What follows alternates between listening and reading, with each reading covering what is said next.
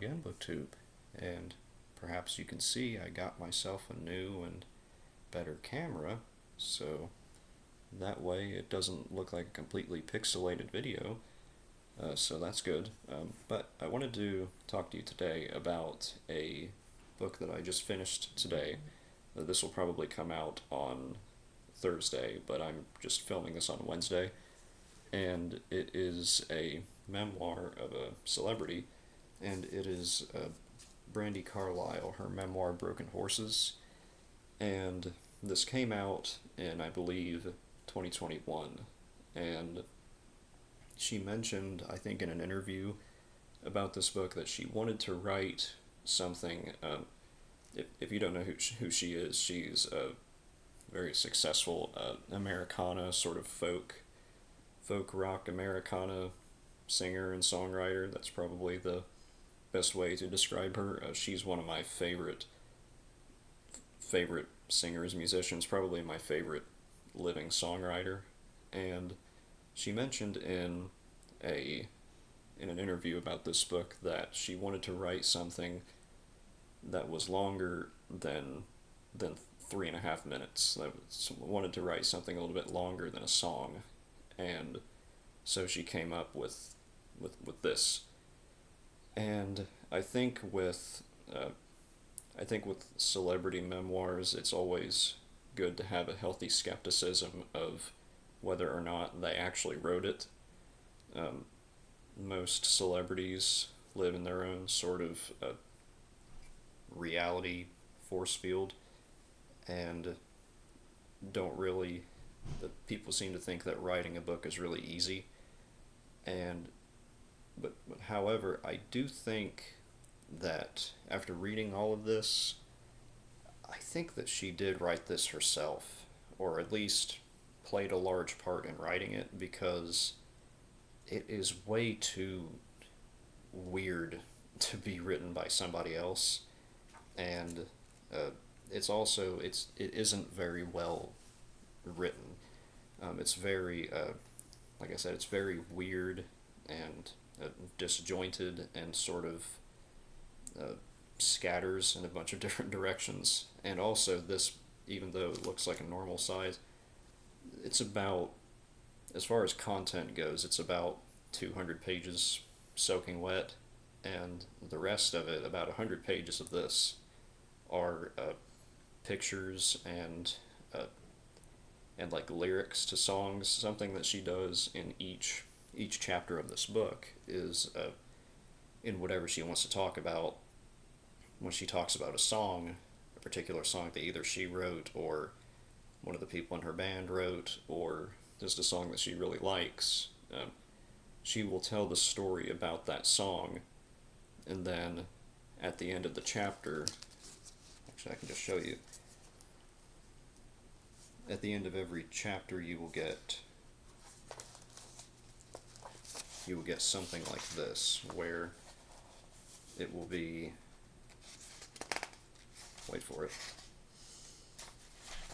where it will be like song lyrics for whatever the song is that she talks about, and then it will also be pictures that were taken of her or in her band at the time, and it sounds kind of, I thought it was kind of hokey at first whenever I was in the early parts of this, but I really liked it because something I really like about that most people like about her music is that her lyrics are very, I guess the word would be candid.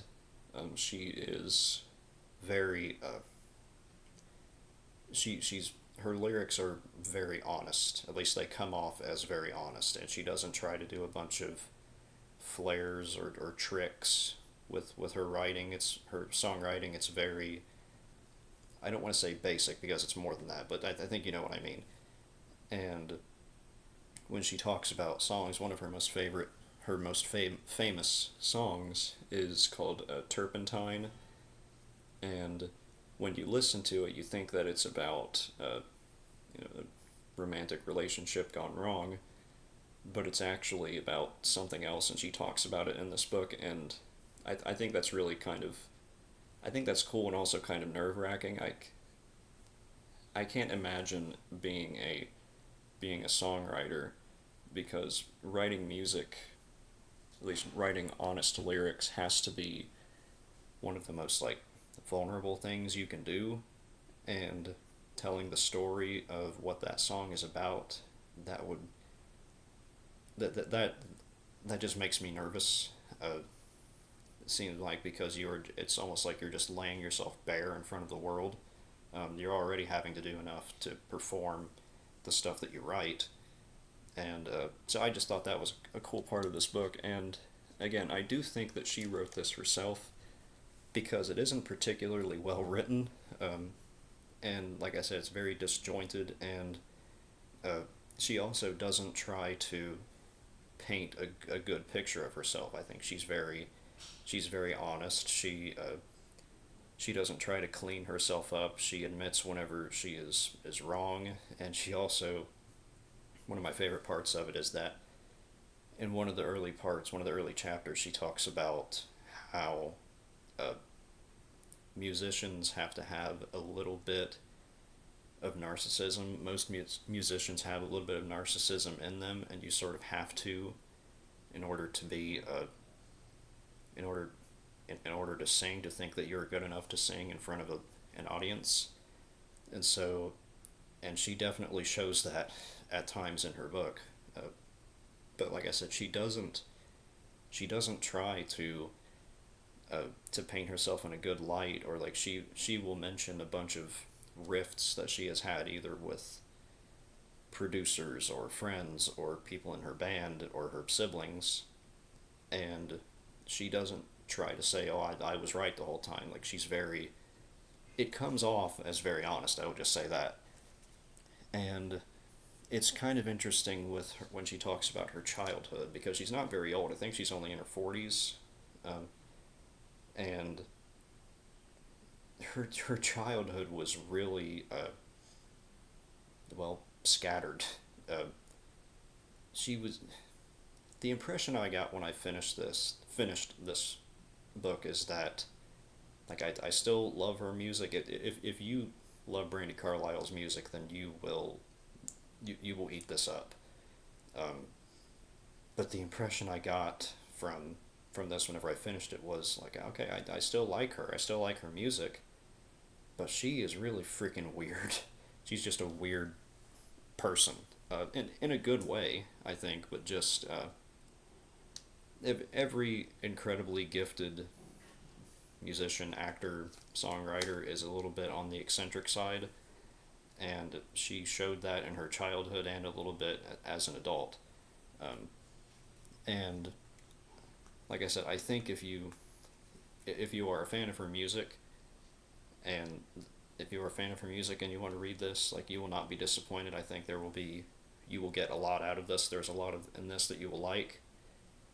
And also, I mean, she talks about coming out to her parents and to her community. And if you're a fan of, like, sort of LGBTQ literature, or if you like reading about coming out stories, I think you're going to be disappointed, because she mentions in the book that her coming out to her parents, family, and everybody else, like, there were no fireworks, there was no drama to it. She said there was really no story to it at all. And so, like, she mentioned it in a little part of a chapter and then just goes on. But I think I like that, because um, she shows very clearly that she has an actual personality outside of her sexuality. And I think in modern day that seems to be very, it seems like it's very difficult for people to separate that.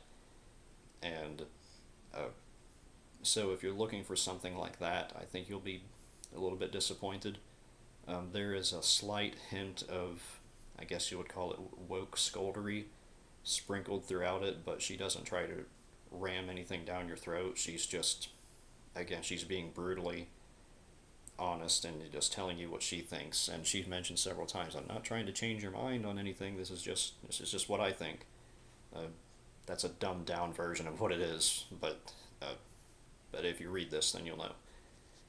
And um, something that, like I said, I think this is about 200 pages soaking wet as far as content goes, and uh, this story, it ends, right in the early part of the pandemic, and uh, so I think it would be interesting if she decides to write another, if she decides to write another book, or if someone decides to write a book about her. I would be interested to see where her thought process is now, because I think we all remember during the pandemic how it really just stopped. The whole world stopped, and she talked about how she was getting ready to go on tour, an international tour, and then everybody got sent home, and uh, and so she ends the book talking about where she is in that current situation, at the situation at the time, and so I thought that was just an interesting bit of history.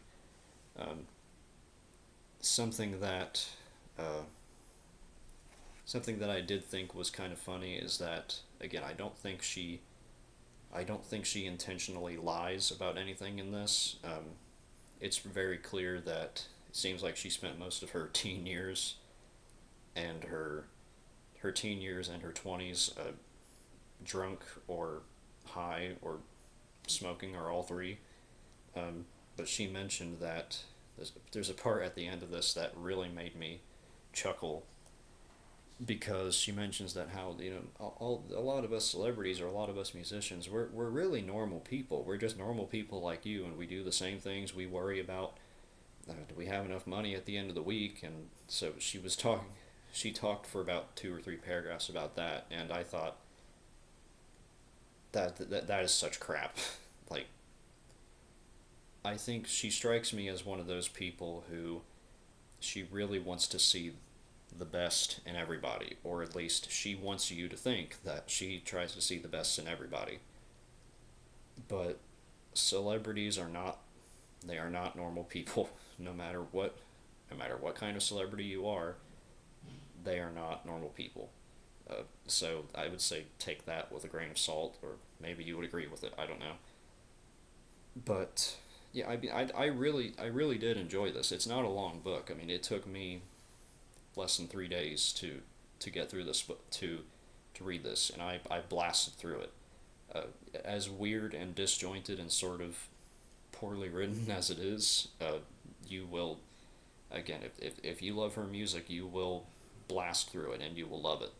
Um, and if you have not listened to her music, if you don't know anything about her, on the one hand, I think you will be entertained, but on the other hand, I I don't know that you would really care. Um,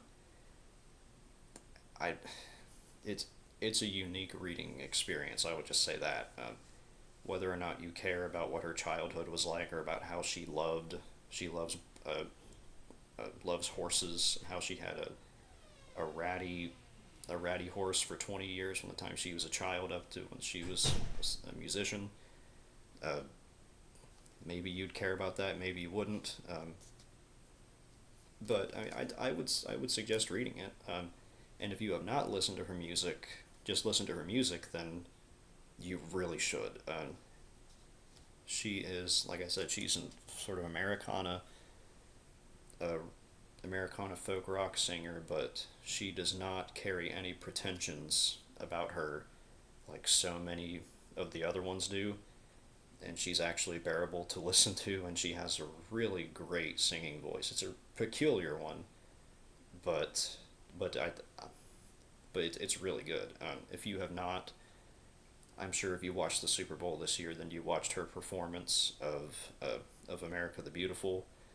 Um, I mean, she sings the national anthem at sporting events a lot, and also she just released an album sometime earlier this year, or maybe it was at the end of last year, and she performed one of her songs.